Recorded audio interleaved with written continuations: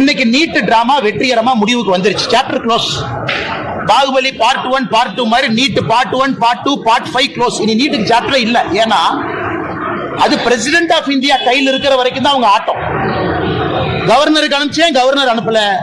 President of India அனுப்பிச்சேன், ஜனாதிபதி சும்மாவே வச்சிருக்காங்க. இன்னைக்கு ஜனாதிபதி அவர்கள் நிராகரிச்சு திருப்பி அனுப்பிட்டாங்க. அதாவது நீங்க சொல்லி இருக்கக்கூடிய விஷயத்தை நாங்க ஏற்றுக்க மாட்டோம், நீங்க சொல்லி இருக்கக்கூடிய காரணங்களை ஏத்துக்க மாட்டோம். நீட் இந்திய மக்களுக்கு, தமிழக குழந்தைகளுக்கு நல்லதுன்னு பிரசிடென்ட் அவங்க திமுக அசம்பிளியில போட்ட ரெசல்யூஷனை நிராகரிச்சு திரும்ப பதில் கடிதம் அதிகாரப்பூர்வமாக முதலமைச்சருக்கு போட்டாங்க. முதலமைச்சருடைய நீட் நாடகம் அதிகாரப்பூர்வமாக முடிவுக்கு வந்துருச்சு. அவர் புதிய நாடகத்தை தொடங்க வேண்டும் என்று அன்போடு கேட்டுக்கிறேன். அந்த புதிய நாடகத்திற்கு அனைத்து கட்சி கூட்டம்னு டிராமா பண்ணுவாரு, அதுக்கு எல்லாத்தையும் கூப்பிடுவாரு வழக்கமா. அடுத்து நான் முதலமைச்சரை சேலஞ்ச் பண்றேன், சுப்ரீம் கோர்ட்டுக்கு போங்க.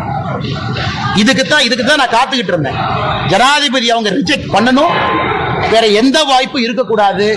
உங்களுக்கு இருக்கக்கூடிய ஒரே ஒரு வாய்ப்பு சுப்ரீம் கோர்ட். ஆனா சுப்ரீம் கோர்ட்டுக்கு மட்டும் போக மாட்டாங்க. ஏன்னா நீட் வந்ததே சுப்ரீம் கோர்ட் மூலமாகத்தான். நீட் வந்ததே சுப்ரீம் கோர்ட் மூலமாகத்தான். இன்னைக்கு இந்த பார்ட்டிகள்லாம் 9ஆம் தேதி 8ஆம் தேதி எப்ப மீட்டிங் கூப்பிடுறாங்களோ, சுப்ரீம் கோர்ட்டுக்கு போகாம சைனாக்கு போலாமா, ஜப்பானுக்கு போலாமா, ரஷ்யாவுக்கு போலாமான்னு அந்த மீட்டிங் நடக்கும். தைரியம் இருந்தா சுப்ரீம் கோர்ட்டுக்கு போங்க. சுப்ரீம் கோர்ட்லயும் ரிஜெக்ட் ஆகி வரட்டும். குழந்தைகளுக்கு ஒரே மனநிலையோடு, சமமான மனநிலையோடு படிக்க ஆரம்பிங்க. நீட்டுக்கு வர்றதுக்கு கொஞ்ச நாளைக்கு முன்னாடி எல்லாம் இதே டிராமா